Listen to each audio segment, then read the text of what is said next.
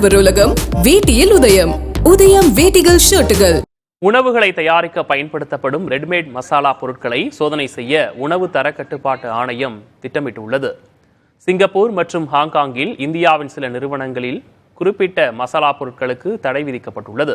இந்த மசாலாக்களில் ethylene oxide எனப்படும் உடல்நலத்துக்கு கேடு விளைவிக்கும் வேதிப்பொருள் கண்டறியப்பட்டதாக சிங்கப்பூர் மற்றும் ஹாங்காங் அதிகாரிகள் தெரிவித்துள்ளனர்.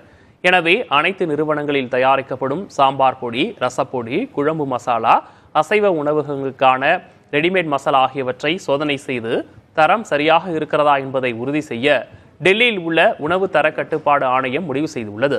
இதற்கிடையில் ரெடிமேட் மசாலாக்களை தயாரிக்க பயன்படுத்தப்படும் மிளகாய், மஞ்சள், தனியா போன்ற மூலப்பொருட்களில் எத்திலீன் ஆக்சைடு இருந்திருக்கலாம் எனவும் கருதப்படுகிறது. ஆடவர் உலகம் வேட்டியில் உதயம்.